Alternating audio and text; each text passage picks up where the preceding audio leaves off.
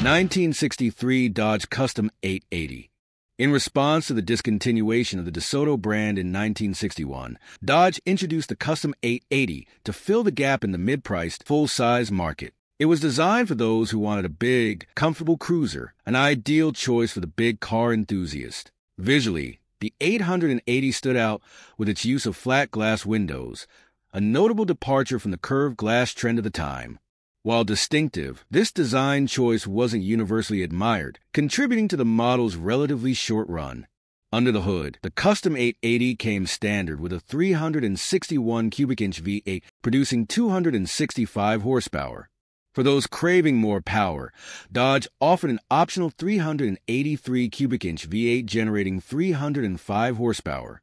By 1965, even larger engine options, like the 413 and 426 cubic inch RB-V8 became available, attracting buyers seeking more muscle. For drivers who spent long hours on the road, the Dodge 880 delivered plenty of space, plenty of power, and plenty of presence.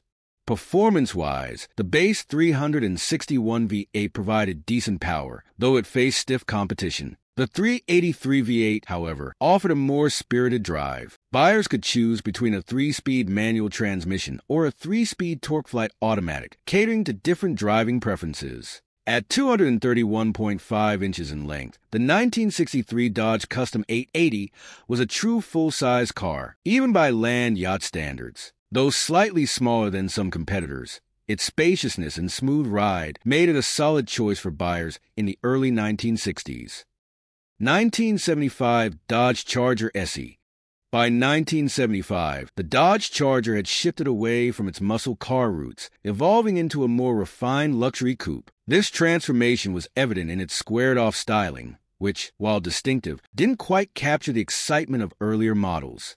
NASCAR teams even found the shape less than ideal for racing, marking a significant departure from the Charger's high-performance heritage. Dodge promoted the 75 Charger as a stylish, standout vehicle, one that would turn heads and get recognition. And with its plush interior, it certainly leaned into the luxury side of things. The cabin featured deep 24-ounce shag carpeting, underscoring its emphasis on comfort. Powering the Charger SE was a selection of V8 engines, ranging from 5.9 liters to 7.2 liters. Paired with an automatic TorqueFlite transmission, it delivered smooth, effortless cruising. Produced from 1975 to 1978, the Charger SE measured 216 inches in length. Its imposing size added to its presence, but its shift toward luxury and away from raw performance made it a unique chapter in Charger history. The new Dodge Charger. Once you've looked, you're hooked. Introducing Dodge Charger for 76. 4 Chargers that are so beautiful, once you've looked at them, you'll be hooked on them. 1973 Chevrolet Impala Custom Coupe. As part of the fifth-generation Impala lineup, the 1973 Custom Coupe embodied Chevrolet's vision of American motoring, big, comfortable, and stylish. Picture yourself behind the wheel, cruising across the country in this beauty. Inside, the Impala surrounded passengers with vinyl upholstery, wood grain accents, and all the trappings of a true American classic. Under the hood, a 350 cubic inch turbo Fire V8 produced 145 horsepower and 255 foot-pounds of torque. A turbo-hydromatic automatic transmission ensured seamless shifts, making long drives a breeze. For those wanting more punch, Chevrolet offered an optional 454 cubic inch turbo jet V8, delivering 245 horsepower and 375 foot-pounds of torque. But with great power came great fuel consumption. This version demanded frequent stops at the pump. Stretching 221 inches in length, the 73 Impala had a commanding road presence. Whether gliding down the highway or navigating city streets, it balanced classic styling with solid performance. 1977 Dodge Royal Monaco. The Dodge Royal Monaco was a refined full-size sedan that blended traditional value with a touch of luxury. Inside, vinyl-upholstered seats provided both comfort and a classic aesthetic. Reflecting the smoking culture of the time, the Royal Monaco featured dual ashtrays in both the front and rear passenger areas. One of its most distinctive features was its hidden headlights, which retracted behind sleek panels for a clean, sophisticated look.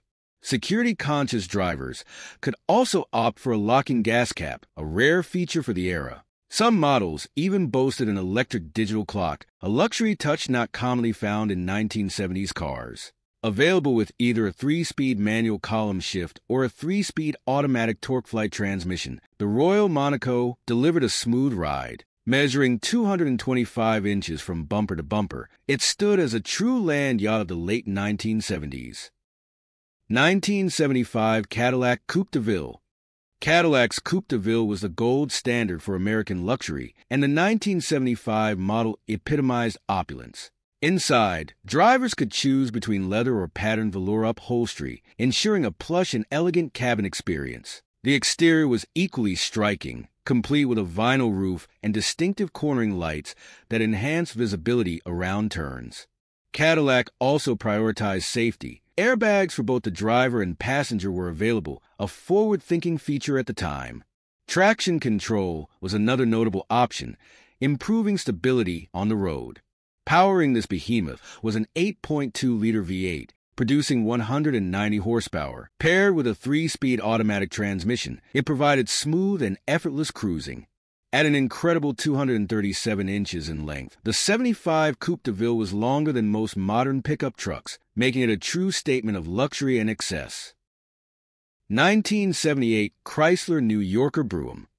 By 1978, the Chrysler New Yorker Brougham had become a rolling monument to American automotive excess. This was the final model year for Chrysler's C-body platform, which had long been the foundation for some of the biggest and most luxurious cars on the road. With its sheer size and grandeur, the New Yorker Brougham felt less like a car and more like a floating ballroom on wheels. Inside, it offered an array of premium amenities: power windows, power brakes, power steering, and plush 50-50 bench seating. Even the trunk was carpeted, and Chrysler made sure that every passenger, except the driver, had their own ashtray and lighter.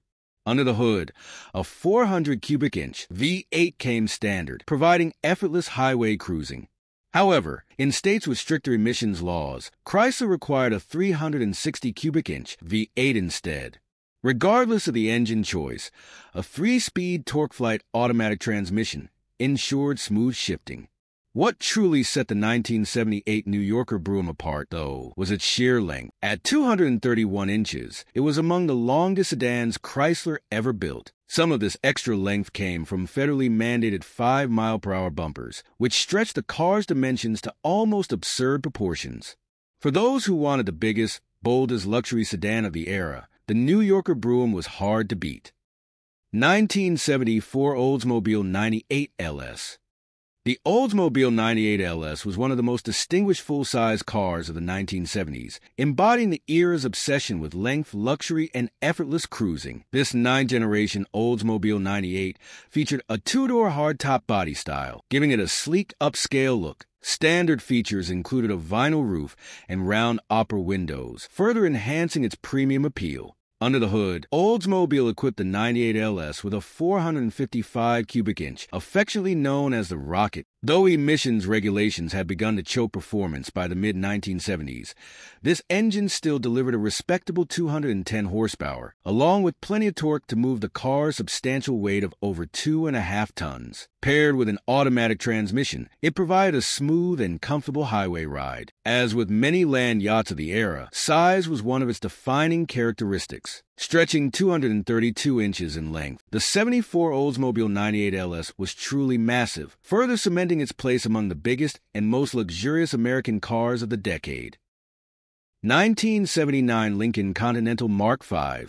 The 1979 Lincoln Continental Mark V marked the final year of the Mark V series, closing out an era of extravagant, personal luxury coupes. If there was ever a car that embodied pure American opulence, this was it. The Mark V's design was unmistakable. A vinyl roof came standard, giving the car an elegant two-tone look. Round opera windows on the rear pillars added another signature touch. Inside, the Cartier-branded clock on the dashboard reinforced Lincoln's commitment to upscale details. For those who wanted something even more exclusive, Lincoln offered a Collector's Series edition, which featured gold-tone grille inserts, a crystal-like hood ornament, and even more padded vinyl throughout the cabin.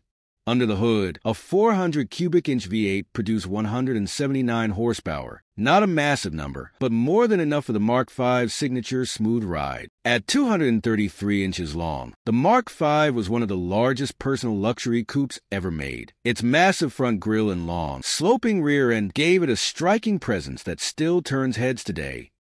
1975 Buick Electra 225. The Buick Electra 225 was a car built to make a statement. And in 1975, Buick doubled down on size and luxury, ensuring that this land yacht lived up to its legendary deuce and a quarter nickname. Buick marketed the Electra 225 as the ideal luxury vehicle, large, refined, and dignified, yet without the pretentiousness of a Cadillac. Many of its advertisements depicted the car parked in front of sprawling mansions, reinforcing its image as a status symbol for those who wanted luxury without being overly flashy.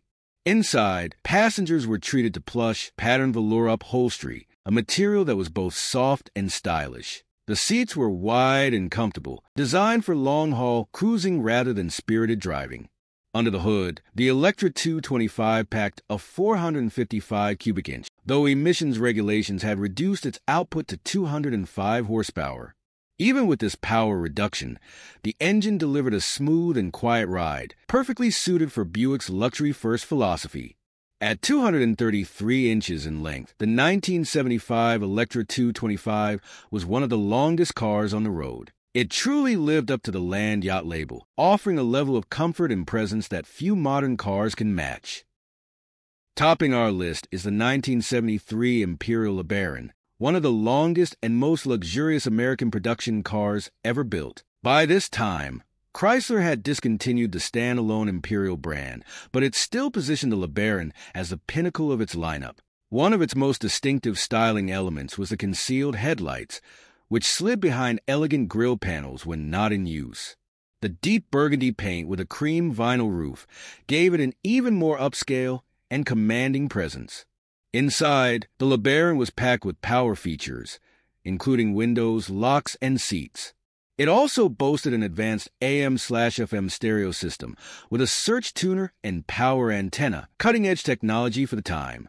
Under the hood, the LeBaron featured a 440 cubic inch, 7.2-liter V8, producing 215 horsepower and 345 foot-pounds of torque.